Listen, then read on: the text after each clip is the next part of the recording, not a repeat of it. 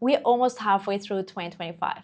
Isn't that wild? It feels like we've lived like 6 years in the last 6 months. And if you've been feeling the same, that everything is shifting and moving and changing and nothing seems to really stick, you are not alone. Pretty much every leader I know or I'm speaking with, they're all asking themselves the same questions from, is my skill set still relevant, not only today, but a year or even 2 years from now? Does my leadership style still resonate because we've got now 5 generations in the workforce? And of course, is what I'm putting out there from products, services, and of course the marketing of it, is it still relevant for this next level of decision makers?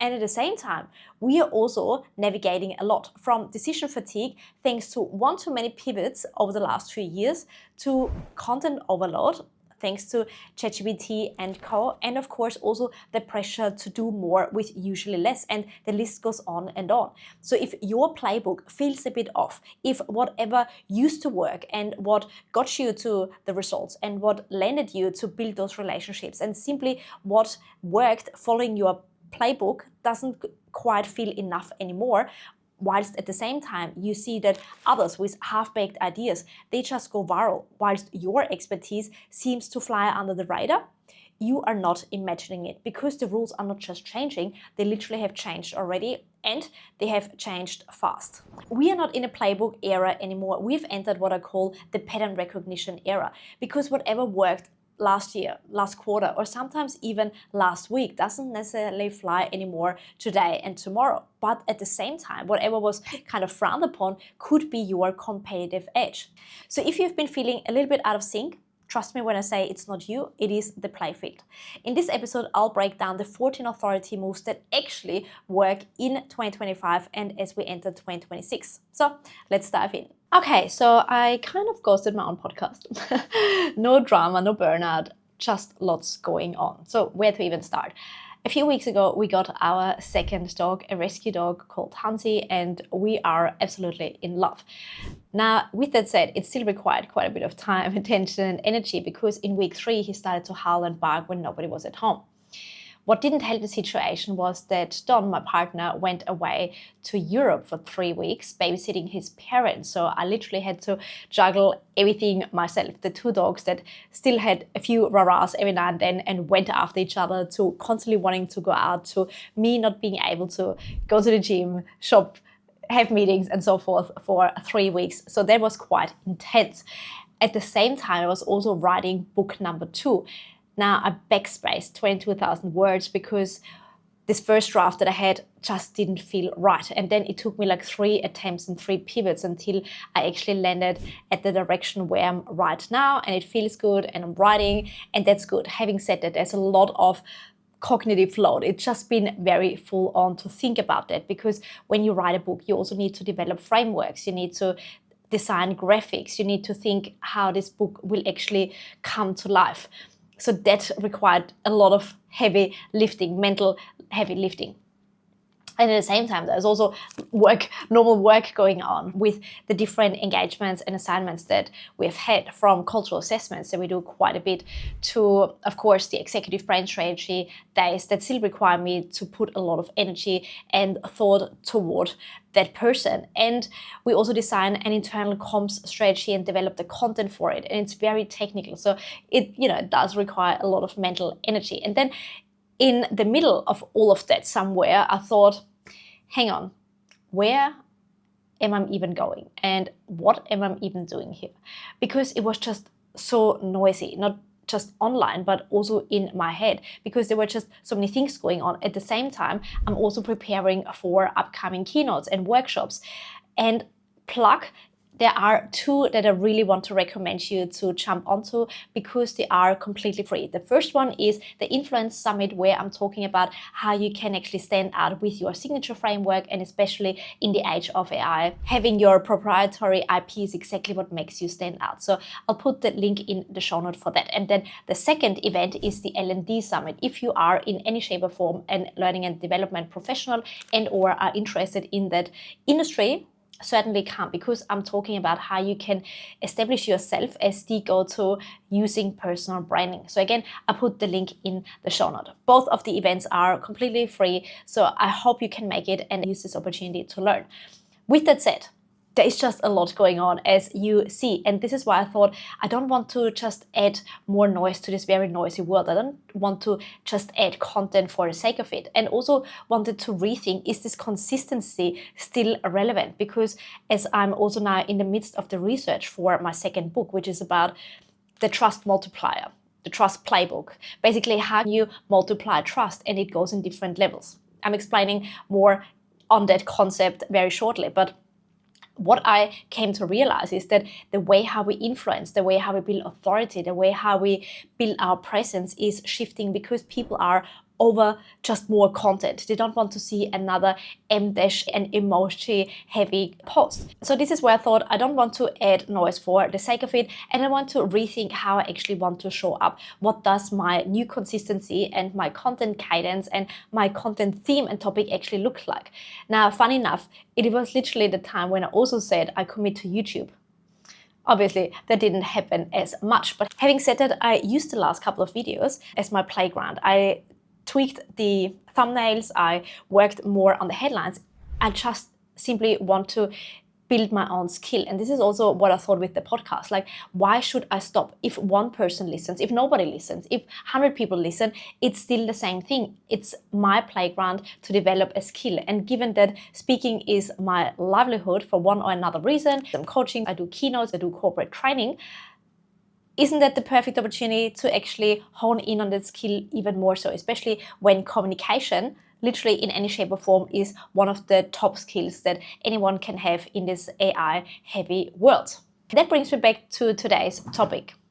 I'll share with you the 14 authority moves that I've seen happening everywhere across different industries, but nobody is talking about it just yet. And if you've been feeling that whatever you're doing just doesn't land anymore and you need to also adjust to what is next, then this episode is for you. Now, as the saying goes, if you want better answers, you need to ask better questions. And this is exactly what I've been doing over the last 6 months or so, simply because the traditional way that we did whatever, from developing products to marketing our products and services to hiring to leading teams, they simply don't work anymore. So of course, the next question then is, but what does? Especially when we are in this next era of economy. Like, we can't follow the old rules for this playbook that were written for the industrial revolution. Nowadays, we are in this AI first world. So of course, I have been looking to leaders who are rewriting the rules literally in real time. And this is how I came to those 14 authority moves that, honestly, once you see them, you cannot unsee them. And yet, they're hardly talked about just yet. I go through them in no particular order, but I'm really curious to know which move are you going to follow and or to implement, and also what works for you right now. So let's start with move number 1, and that is distribution is leverage and not content anymore.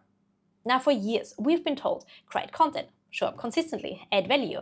And I put my hand up because this is exactly what I have been saying for many, many years. And let's be honest, it worked until it didn't work anymore, because content fatigue is real in 2025. Everyone now is creating content. Everyone now is visible. And with that, we are just canceling out the noise and simply ignoring what's going on. Now, the real edge, however, and this is what hardly anyone talks about, is distribution. This is where the power lies. It's less about chasing reach, especially now that social media has become interest media, and an account that has literally 2 followers can go viral simply because they are creating content that resonates with an audience and the algorithm prioritizes that. If you've seen on YouTube that you get targeted now with videos that have like 35 views and with creators that you've never come across, this is exactly what's happening, because YouTube has put together a fund where they support smaller creators for exactly that reason, that they become bigger, and with that, more content gets consumed on that platform.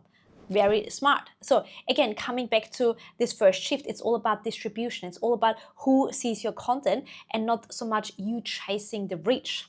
Now, the old school marketing approach from owned, earned, and borrowed still holds true, except now the borrowed part is probably where the power actually lies. I'm seeing the best traction not from volume, but from where it actually is placed and in which kind of environments is actually happening. The Learning and Development Summit that I mentioned earlier is the perfect example for that. I was invited to speak, and I'm honestly super excited to meet everyone, but there was no heavy ad spend or heavy promo, just a very engaged audience that come together for one particular topic and a direction that they are all passionate about.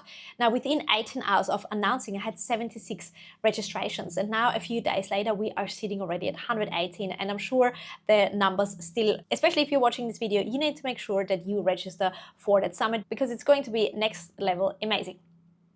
And the funny thing here is that if I were to put my own webinar or my own masterclass together, it would take me quite a while to get 118 plus attendees to actually come. If I would put money towards some ads, I don't know how much it would actually cost me these days, given that paid media is plummeting literally every single day. So again, why did it actually work? Because it's about placing yourself into an audience that's already there, that's interesting into what you have to say. I don't need to have a million people watching and listening to what I'm saying. I need to speak to the right audience who is already interested in what I have to offer, so it doesn't feel like a hard sale or a hard pitch when I suggest my ideas or the way how I'm going about certain things.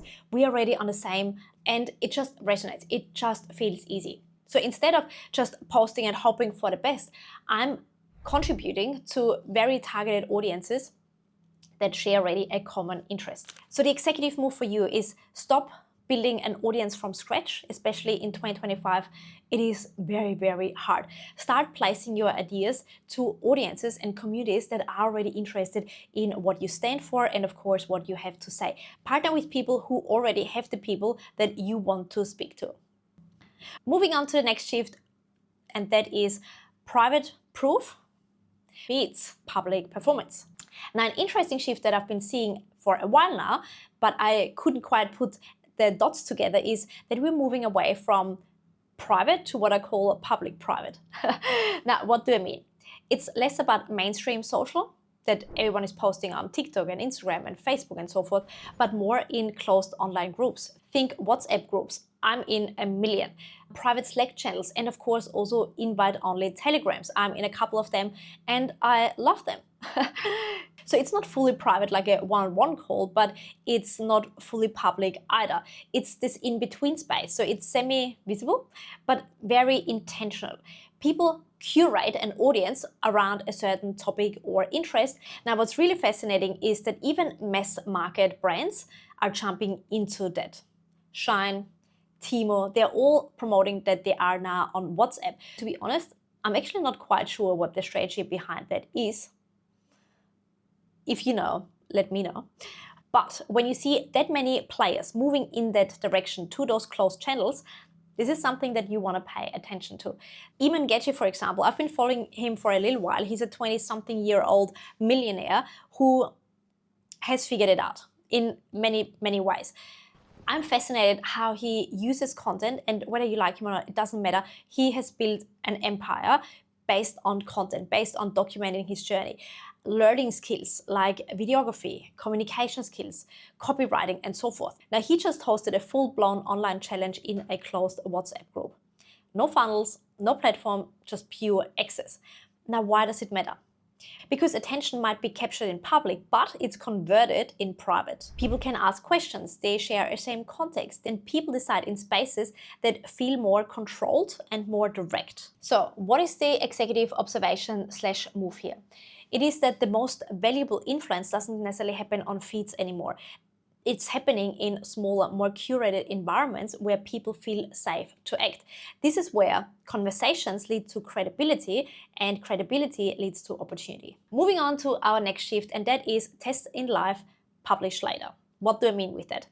It means that real influence doesn't happen in Canva, it happens in conversations. I mean in real conversations, from client calls to boardrooms to roundtables, you name it. Now, this is where your sharpest thinking shows up, not when you stare at a blank page. It's where when you get asked a question, you can reflect. When you share a new approach or a framework, you get to see how people respond to it. Do they understand it? Do they ask more questions? And this is exactly what I'm doing with book number 2. Some of the ideas that I'm working on, I've never shared in public just yet. Having said that, 2 of them are actually in the upcoming workshop, simply to test the response from my audience. And think about comedians. They are funny, not because they have told this joke for the first time. It's funny because they have rehearsed the same scenario, the same case study in the same way how they actually talk about it a gazillion times. And this is what we need to do a lot more of. We need to have conversations. We need to test our ideas before we put in all the work and put it out to the wild, and then nobody's interested in what we've got to say because we haven't done the testing. And to be honest, nowadays, we've got also access to so many free or very cheap tools. Why do we not use that? I did the same also with the trusted authority. I presented the framework and the concept for the first time at a keynote at PMIQ. Shout out to the incredible Project Manager Institute in Queensland. And I didn't have a funnel. I didn't have a website. I didn't have a program or anything like that. Having said that, I literally converted 3 people out of this quite small group into clients who literally went through the Trusted Authority program when I launched it, simply because I got a lot of feedback. I had so many inquiries and requests and conversations afterwards, and that proved the concept that there is something to it. So what's the executive move here? Take it out to the wild. Speak to real humans, get some feedback, test it in coaching calls, in keynotes, at a pitch or at dinner, and see what people are responding with. Do they quote something back to you? Do they lean in when you talk about this concept? If so, you are onto something. Once you've got that validation, then hit publish, and not before. It's time to talk about our next shift, and that is story is still the shortcut to trust. But storytelling has shifted. Executives aren't looking for trauma dumps or vague oversharing. They want stories that have a point, that lead somewhere, that have a meaning. And here's what I've learned. There is a story and they think the story is the story. And it's not. What do I mean with that? Every story has this first layer, which means it's the literal learning from it. But then there is the metaphorical learning, and this is what we want to tap into. Here's what I mean. A few weeks ago, and I shared the story also in a previous podcast, Leanne Hughes and I caught up. Shout out to the amazing Leanne. Because I only go to Brisbane every now and then. When I do, I have back-to-back meetings. I said the only time I have available is for like 45 minutes, but I also need to get my nails done. And she said, that's great. I need to get my nails done too. So we basically caught up and had a strategy session whilst we get our nails done and had a manicure. The point is not having a manicure, which is the first layer of the story. The point is that you can create interesting angles to everyday situations. And we also came up with the concept, what is your B-roll life? Meaning, what would be on your camera when somebody would film you all day? And this is what an interesting story is all about. It's not trying to jump out of a plane every day and have something, extraordinary to tell. It's more about how can you turn an everyday situation into something meaningful that people can relate to simply because they're going through a similar or even the same situation. And this is what builds trust. So what's the executive move here? Don't just tell stories to prove you've been through something. Tell stories that show how that has shifted your thinking, that has changed your entire life because of this one decision. Because this is what could shift their perception or their thinking. In a second, I shared my story when I was in a very senior marketing role before I was 30 years old, and I got pulled into the office of my manager. And instead of the promotion that I was expecting, they put me on a performance improvement plan. People could resonate with that, because they could see themselves in it. They may not be put on a performance improvement plan, but everyone has a similar experience with where they were overlooked. And this is what builds a lot of trust. It's time to move on to the next shift, and that is to let your product or your framework speak for you. Honestly, it is my love language because we're talking about frameworks, and this is the one thing I've been hammering on for years. Why? Because the most referable and the most recognizable leaders, they don't just have visibility, they don't just have good ideas, they have actual assets that we can follow, that we can also plug and play. They have frameworks, they have playbooks, they have tools, and this is exactly what also scales their influence, because all of a sudden their thought leadership, their experiences, their expertise goes beyond them actually applying it or talking about it. It lives in frameworks that others can use. With that said, it requires a lot of heavy lifting because translating what you know, the way how you approach certain things, how you go about problem solving and so forth, it does require a lot of cognitive load to make it simple and easy to understand and of course to follow for others. But here's why it matters. A framework isn't just about looking smart on the side. It becomes literally the shared language for a team, for an organization, but even across your network. It gives people a way to explain how you think, how you solve problems, how you lead. And a good framework is portable, repeatable, and of course referable. In a world where everyone can ChatGPT the 5 steps to, the one mistake to avoid, the 3 tools you can't live without, nobody is buying the steps. People are interested in buying your vision and your thoughts, your lived experience, the shortcut to them getting the results that they want. Your framework, what makes it valuable and proprietary. You own that. So what is the executive move here? The executive move is to turn your thinking into assets that live beyond you, that don't require you to be in the room to make an impact, whether it be with your team, with your organization, or even in the industry. Create language that people start to use before they even know it comes from you. Moving on to our next shift, and that is that you want to think in media ecosystems and not in ecosystems. Let's cut to the chase. We have seen that paid media is plummeting and it just doesn't cut through as it used to be. And this is why we've seen an increase in founder-led or executive-led content, because people like and trust other people. That will always be the same. It won't ever change. Even Zuckerberg, who literally did not show up for a decade when he built Facebook and now Meta, he is now everywhere. He shows what he's doing and his lifestyle, and of course his Meta Ray-Bans. Because he gets it. The fastest way to build traction and of course also trust is by being personal, pulling back the curtain just a little bit. But here's the difference between smart founders and executives and influencers.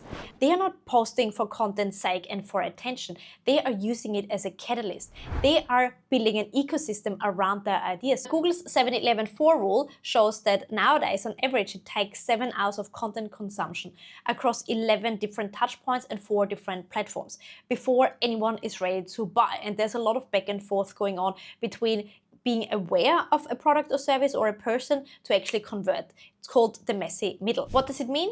Now people lurk, they bounce around. They want to see how you show up and get to know you before they actually commit to taking this next step. And this is where an ecosystem matters. You don't need a massive audience, but you do need a smart infrastructure around your ideas and thought leadership. It's not about making money from the actual act. Maybe posting on LinkedIn or creating YouTube videos or speaking at conferences. It's more about what those touch points lead to, from someone is joining your email list, to downloading your framework, to booking a call, to referring you behind closed doors. And that has happened to me so many times. Future clients and prospects come to you and say, XYZ referred you. There are a few names that constantly come up, but I actually have never heard of them. And we're not even connected on LinkedIn and I can't actually find them. But clearly they found me somehow, and that's great. Thank you if that's you. Now, if you think that's too complex and it's just for the industry heavyweights, think again, because here's what a simple but strategic ecosystem for you could actually look like. You could have a one-pager that simply has your framework or your point of view that you can share and distribute, that you can use as a download when you speak at conferences and people can grab that. You could have a section in your newsletter that points to your offers. It could be a private podcast or a public podcast. It could be a workshop that you deliver that people can watch on demand, but you collect their email addresses and with that you can actually communicate to them. So here's the executive move for you. Build platforms around your thinking and use different touch points and exposures to different audiences to get people into this ecosystem and give them different options where they can actually plug themselves in depending on their preference. If it's a book, it's great. If it's a podcast, it's great. If it's a masterclass, it's great. If it's a download with your framework, they are all great assets that can live beyond you being at a certain event or speaking to a certain audience. Moving on to the next shift, and that is curated proximity beats broad reach. I always say if you don't have a seat at the table, bring your own damn chair. But I've taken it a step further and now I'm saying, why not build your own damn table? And this is exactly what I mean with curated proximity. It's less about posting everywhere and just getting lost in this content noise. It's about knowing who do you want to be surrounded with and by, and then how can you curate your own opportunities to get those people together. Now, a client turned now friend and we started an initiative that we call Executive Table. It's a curated lunch for 12 executive females on the Gold Coast, and they are handpicked and hand selected who we want to have part of the conversation, because obviously with 12 people, it creates a very different dynamic compared to 200 people, for example. And this is also what I highly recommend you to look into. Could you host private founder dinners or invite VCs to a certain event? Speaking of, also my partner, Don, he also took up the initiative to run the startup basketball on the Gold Coast. Somebody else, shout out to C in Brisbane, started the initiative. And it's about getting founders, VCs, and anyone in the startup ecosystem together, sweat, but at the same time get to know each other beyond the surface level. And this is exactly where the magic happens. Here's your executive move. Don't wait for the right room to invite you. Create it yourself.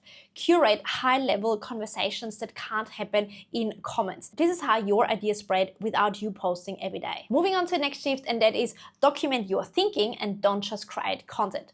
In the end, AI can write a post, it can design a slide, it can even put together a pitch deck like that. But what it can't do, it can't show how you think. And this is exactly where trust is built. And this is also why I'm sharing so openly the behind the scenes of book number 2, because I want to take people on the journey to document how I think, sharing the highs and the lows, currently more lows than highs, but that's okay, it's part of the journey. And also get people excited for the end outcome. This is how we can build trust. This is how we can relate to the other person, simply because we've got something in common. We are interested in each other because we are not just showcasing how perfect we are or just presenting the end product that is just spot on. It's like watching a movie. If you would skip straight to the end where everyone lived happily ever after, boring. We want to be part of the tension, experience the ups and the lows and the highs. This is exactly what makes a story compelling. If there's no tension or no risk, there's no payoff, nobody pays attention.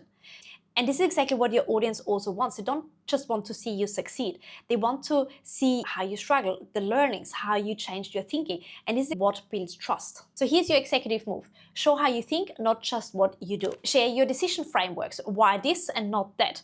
The real-time refinements. This is more powerful than any polished posts. Because people don't just trust your outcomes, they trust your thinking. Moving on to our next shift, and that is high touch is the new high ticket.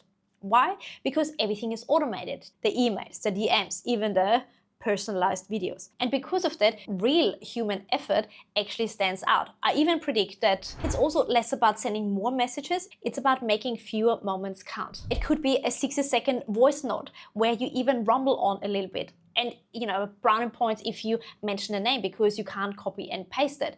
It could also be a handwritten note or a card.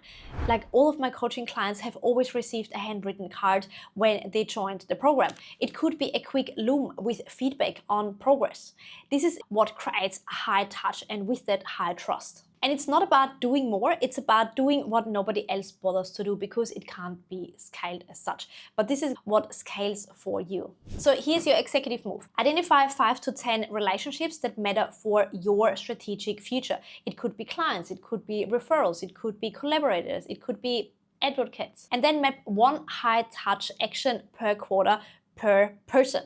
And that could be things like making a warm introduction to somebody valuable. Honestly, one of my most favorite things to do and also to receive, because it just shortcuts the relationship building journey, and we have a relationship with this person who we've never met quicker because somebody else who we trust already made the introduction.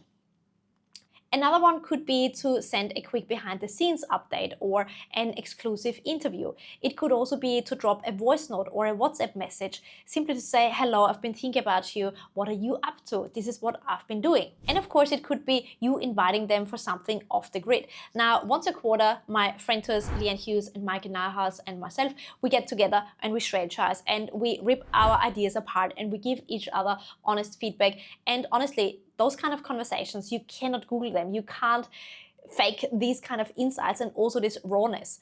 And I always say, literally shred these ideas apart, because I trust you more than anything and anyone else. And we are always on good terms because we mean the best for each other. Also when that sometimes means that we say, honestly, this idea, this approach totally sucks, or you've gone the wrong path, or are you sure you're making the right decision doing that, because it just feels off. So you want to curate this kind of circle where you can have this honest feedback, but those kind of personalized events and moments and situations you simply can't replicate with anything else. So here's your executive move. Do it yourself. Also focus on things that you can't necessarily scale, because it will scale in the long term for you. Because your presence, your voice, and your intent, this is what earns trust. Moving on to our next shift, and that is your looks tell a story. So you want to make sure it tells the right one. Now, we all know that visuals are 60,000 times faster processed than text alone. But what most people forget is that your look is doing the talking long before you do. And I don't just mean outfits, I mean presence. On Zoom, in your room, on LinkedIn. And it's not about being flashy or perfect, it's about intentional and curating an environment and looks that resonate with your audience and also represent what you stand for and where you are heading. It's a little bit like humor. You don't tell people that you are funny, you simply make them laugh. And this is exactly what your environment should do. The small props, the little details, they should do the heavy lifting and the talking for you without you saying, hey, I'm exclusive, or hey, I'm approachable, or hey, I'm warm, and so forth. Think about Steve Bartlett's Diary of a CEO Studio. He literally takes this whole ensemble all over the world and replicates it wherever he is, because it creates a certain status, it creates a certain level of comfort and familiarity, and this is what builds brand, because it builds trust. But looks come in many shapes or forms. Interesting story. This beautiful flower arrangement we had at our last executive table, and every single time we give our participants a beautiful gift. And this was our gift at the last executive table. And whilst we've only had 3 events so far, this was by far the most successful, simply because people want to take photos. They shared it on social media. So we got a lot more reach and exposure because our ladies shared it, because they felt comfortable to be associated with that particular prop. And obviously it looks beautiful, it is stylish, it's modern, and this is exactly what our ladies want to represent without saying anything. This is what positioning is all about. And having strategic props, your looks, your environment, your Zoom, your LinkedIn banner, whatever it might be, this is what you want to focus on. So here's your executive move. Do a quick vibe check on your visual presence.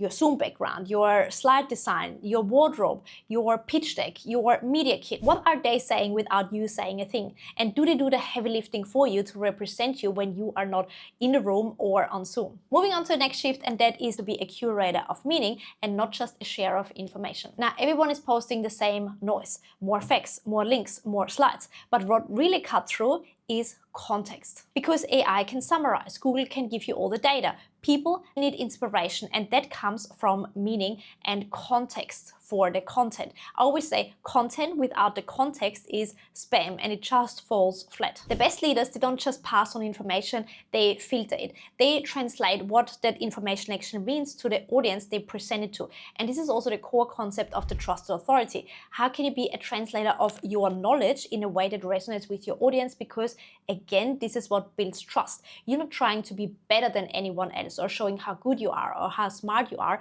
with throwing all the jargon at people that they don't understand. You want to speak in a way that resonates with them because it addresses their pain points.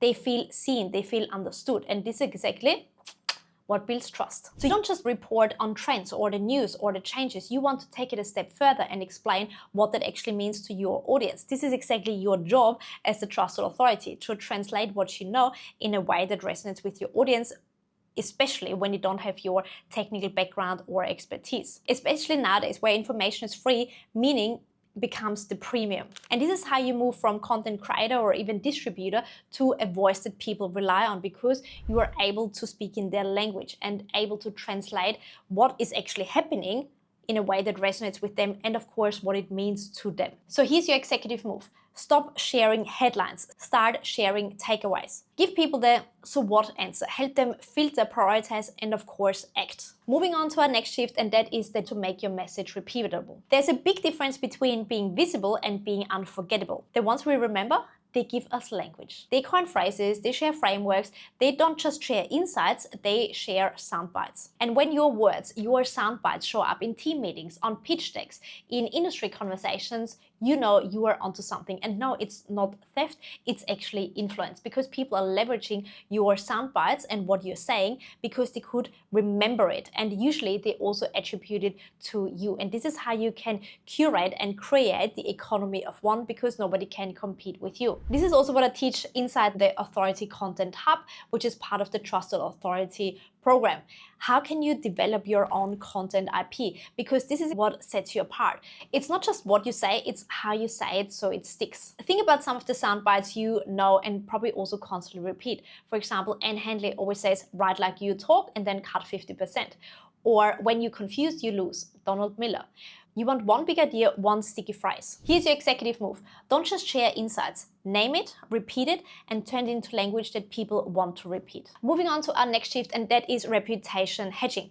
I've been talking about portfolio careers for over a decade, not because I'm trendy, simply because I've never experienced anything differently. Since I was 16, I've always had at least 2 major commitments, and nowadays, nothing has changed. I actually have 4 big commitments. So one is corporate training, the other one is executive coaching. I also sit on a few advisory boards, and last but not least, I also teach at a few universities and develop programs for their clients. And it's not about being scattered, it's about being strategically diversified. Because the smartest leaders that I know, they hedge reputational risk. They take on board or advisory board roles beyond their core business.